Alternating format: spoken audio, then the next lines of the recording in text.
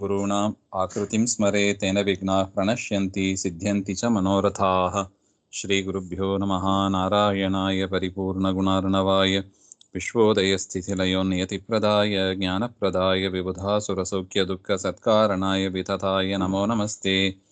नारायणं सुरगुरुं जगदेकनाथं भक्तप्रियं सकललोकनमस्कृतं च त्रैगुण्यवर्जितमजं विभुमाद्यमीशं वन्दे भवघ्नममरासुर सिद्धवन्द्यं नारायणं नमस्कृत्य नरं चैव नरोत्तमं देवीं सरस्वतीं व्यासं ततो जयमुदीरयेत्। कृष्णाय वासुदेवाय हरये परमात्मने प्रणतः क्लेशनाशाय गोविन्दाय नमो नमः।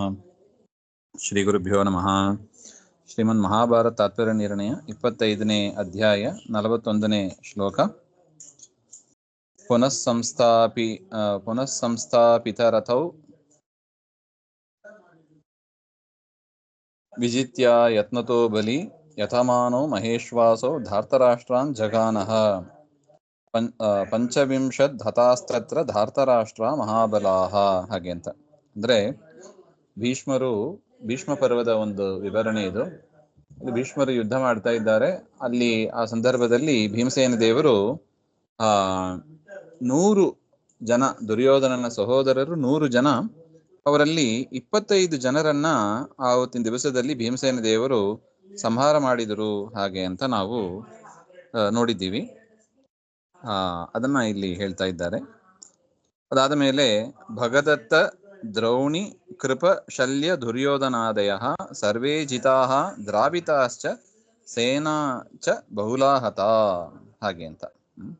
ಅಂದ್ರೆ ಭಗದತ್ತ ಮತ್ತು ದ್ರೌಣಿ ಅಂದ್ರೆ ಅಶ್ವತ್ಥಾಮ ಮತ್ತು ಕೃಪಾಚಾರ್ಯರು, ಶಲ್ಯ ದುರ್ಯೋಧನ ಇವರೇ ಮೊದಲಾದವರು ಸರ್ವೇ ಜಿತಾಃ ದ್ರಾವಿತಾಃ ಎಲ್ಲರೂ ಕೂಡ ಗೆಲ್ಲಲ್ಪಟ್ರು, ಅವರೆಲ್ಲರನ್ನೂ ಗೆದ್ದಿದ್ದಾರೆ.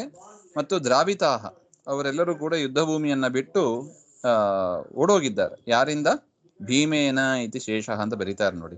ಭೀಮಸೇನ ದೇವರಿಂದ ಇವರೆಲ್ಲರೂ ಕೂಡ ಗೆಲ್ಲಲ್ಪಟ್ಟಿದ್ದಾರೆ ಮತ್ತು ಓಡಿಸಲ್ಪಟ್ಟಿದ್ದಾರೆ ಹಾಗೆ ಅಂತ.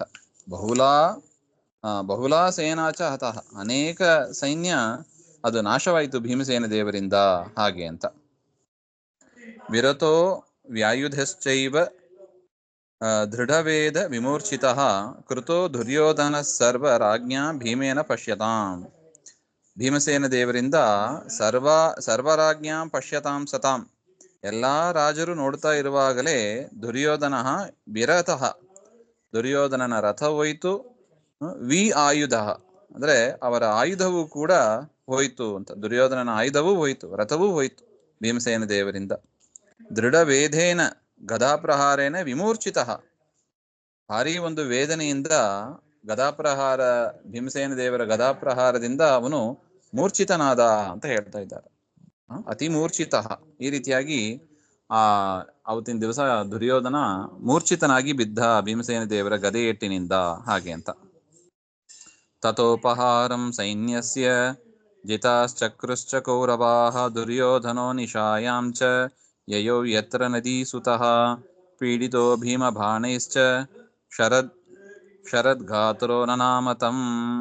ತತಃ ಅನಂತರ ಕೌರವಾಃ ಜಿತಾಃ ಕೌರವರು ಅವರು ಪಾಂಡವರಿಂದ ಗೆಲ್ಲಲ್ಪಟ್ಟವರಾಗಿ ಸೈನ್ಯಸ್ಯ ಅಪಹಾರಂ ಅಂದ್ರೆ ಶಿಬಿರಕ್ಕೆ ಅವರೆಲ್ಲರೂ ಹೊರಟು ಹೋಗ್ಬಿಡ್ತಾರೆ.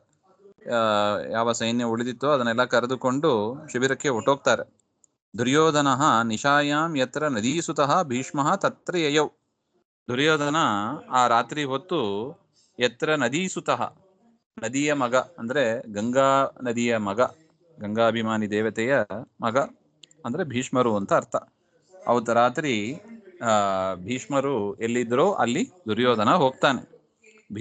ಭೀಮಪಾಣೈ ಪೀಡಿತ ಅತಯೇವ ಕ್ಷರದ್ರಕ್ತಂ ಸ್ರವದ್ ಗಾತ್ರಂ ದೇಹ ಯಸ್ಯ ಸಹ ತಥಾಸನ್ ತನ್ ಭೀಷ್ಮಂ ನನಾಮ. ಭೀಷ್ಮರತ್ರ ಹೇಗೆ ಹೋದ ದುರ್ಯೋಧನ ಹಾಗೆಂದ್ರೆ ಭೀಮನ ಬಾಣದಿಂದ ಮೈಯಿಂದ ರಕ್ತ ಸೋರ್ತಾ ಇದಂತೆ, ರಕ್ತ ಸುರಿತಾ ಇದೆ.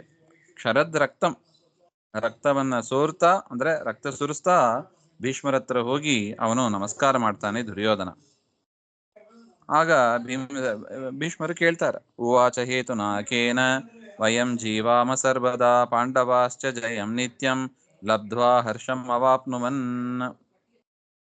ಅವನು ದುರ್ಯೋಧನ ಹೋಗಿ ಹೇಳ್ತಾನೆ, ವಯಂ ಕೇನ ಹೇತುನ ಸರ್ವದಾ ಜೀವಾಮ, ನಾವೆಲ್ಲ ಇನ್ನು ಯಾಕೆ ಬದುಕಬೇಕು, ಕಥಂ ವಯಂ ಪಾಂಡವೈಹಿ ಜೀಯಾಮ, ಪಾಂಡವರು ನಮ್ಮನ್ನ ಹೇಗೆ ಗೆಲ್ತಾರ ನೋಡಿ, ಪಾಂಡವಾಶ್ಚ ನಿತ್ಯಂ ಜಯಂ, ಅವರಿಗೆ ನಿತ್ಯ ಜಯ, ಕೇನ ಹೇತುನ, ಯಾವ ಕಾರಣದಿಂದ ಅವರಿಗೆ ನಿತ್ಯ ಜಯ ಬರ್ತಾ ಇದೆ, ನಿತ್ಯ ಸಂತೋಷ ಪಡ್ತಾ ಇದ್ದಾರೆ, ಯುದ್ಧದಲ್ಲಿ ಗೆದ್ದು ಅವರು ಸಂತೋಷವನ್ನು ಪಡ್ತಾ ಇದ್ದಾರೆ, ಹಾಗೆ ಅಂತ ಒಂದಿಷ್ಟು ಪ್ರಶ್ನೆಗಳನ್ನ ತಮ್ ಭೀಷ್ಮಂ ಪ್ರತ್ಯುವಾಚ, ಆ ಭೀಷ್ಮರ ಹತ್ರ ದುರ್ಯೋಧನ ಕೇಳ್ತಾನೆ.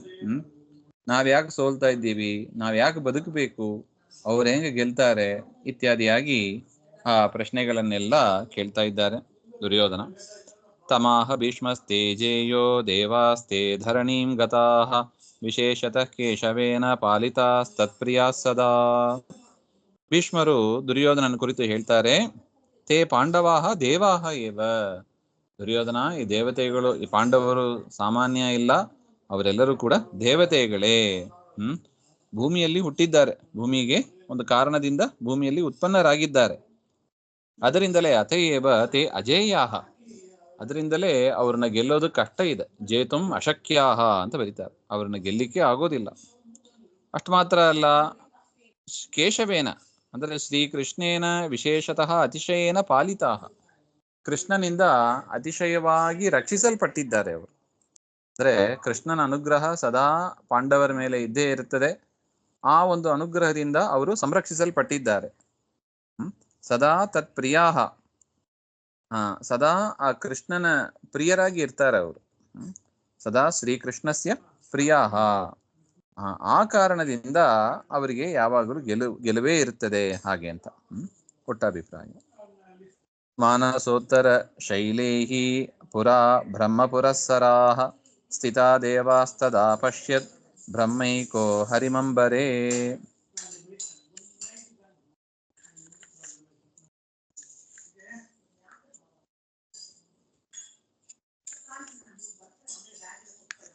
ದೇವಾನಾಂ ಅವತಾರೇ ಕಿಂ ನಿಮಿತ್ತಂ ಇತ್ಯತಃ ಮಾನಸ ಇತಿ.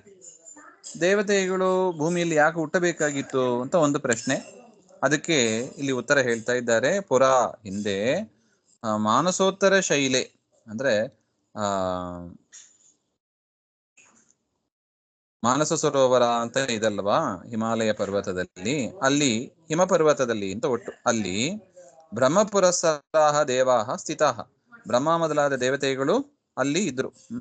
ತದಾ ಬ್ರಹ್ಮ ಏಕಃ ಹರಿಂ ಅಂಬರೇ ಅಪಶ್ಯತ್, ಆಗ ಪರಮಾತ್ಮ, ಆಗ ಬ್ರಹ್ಮದೇವರು, ಚತುರ್ಮುಖ ಬ್ರಹ್ಮದೇವರು ಹರಿಂ ಪರಮಾತ್ಮನನ್ನ ಅಂಬರೆ ಅಂದ್ರೆ ಆಕಾಶದಲ್ಲಿ ನೋಡಿದರು, ಅಂದ್ರೆ ಪರಮಾತ್ಮನ ದರ್ಶನ ಆಯ್ತು ಅವರಿಗೆ, ಬ್ರಹ್ಮದೇವರಿಗೆ. ಆ ವೃತ್ತಾಂತವನ್ನೆಲ್ಲ ಭೀಷ್ಮರು ದುರ್ಯೋಧನನಿಗೆ ಹೇಳ್ತಾ ಇದ್ದಾರೆ.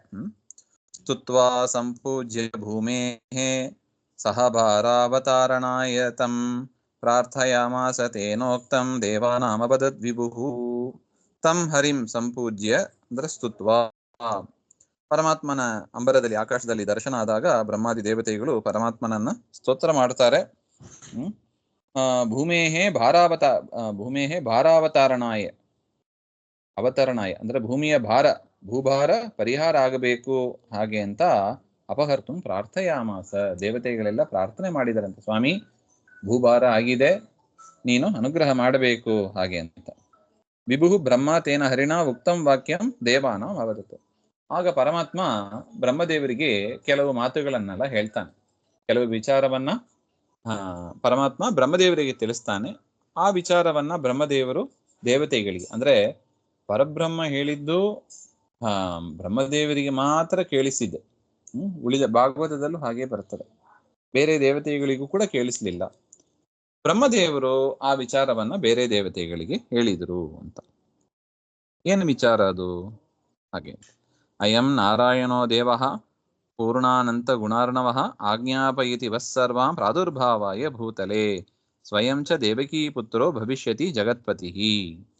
ಏನು ಪರಮಾತ್ಮ ಹೇಳಿದ ಹಾಗೆ ಅಂದ್ರೆ, ಪೂರ್ಣಾನಂತ ಗುಣಾರ್ಣವಃ, ಪೂರ್ಣವಾದ ಅನಂತ ಗುಣಗಳ ಸಮುದ್ರ ಅಂತ, ಸಮುದ್ರದಂತೆ ಗುಣಗಳು ಉಳ್ಳ ಆ ಪರಮಾತ್ಮ, ಅಯಂ ನಾರಾಯಣಃ ದೇವಃ ಸರ್ವಾನ್ ವಹ, ದೇವತೆಗಳಾದ ನಮ್ಮ ಎಲ್ಲರನ್ನೂ ಕೂಡ ಭೂತಲೆ ಭೂಮಿಯಲ್ಲಿ ಪ್ರಾದುರ್ಭಾವಾಯ ದೇವತೆಗಳು ಭೂಮಿಯಲ್ಲಿ ಅವತಾರ ಮಾಡಬೇಕು ಎಂದು ಆಜ್ಞಾಪಯತಿ, ಆಜ್ಞೆ ಮಾಡ್ತಾ ಇದ್ದಾನೆ. ಅಂದ್ರೆ ಪರಮಾತ್ಮ ಅವನ ಆಜ್ಞೆ ಏನಂತ, ಭೂಮಿಯಲ್ಲಿ ದೇವತೆಗಳು ಅವತಾರ ಮಾಡಬೇಕು ಅಂತ.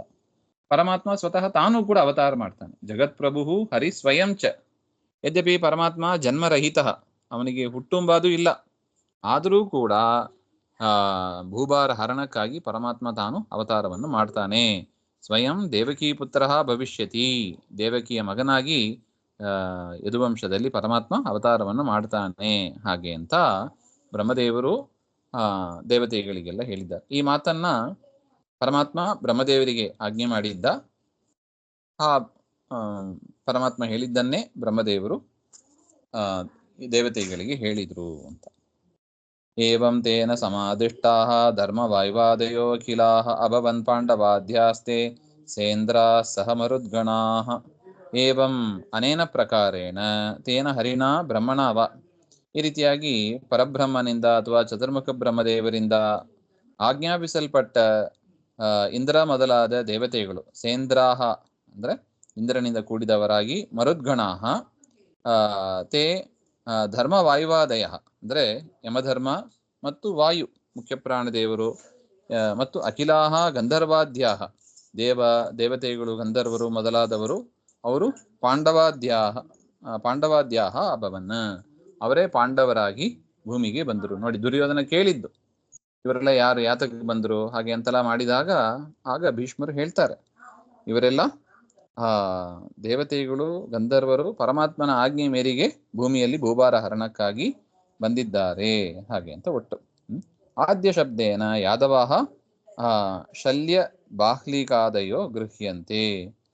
ಇನ್ನು ಇವರೇ ಪಾಂಡವರೇ ಮೊದಲಾದವರಾಗಿ ಹಾಗೆ ಅಂತ. ಮೊದಲಾದವರು ಅಂದ್ರೆ ಯಾರು?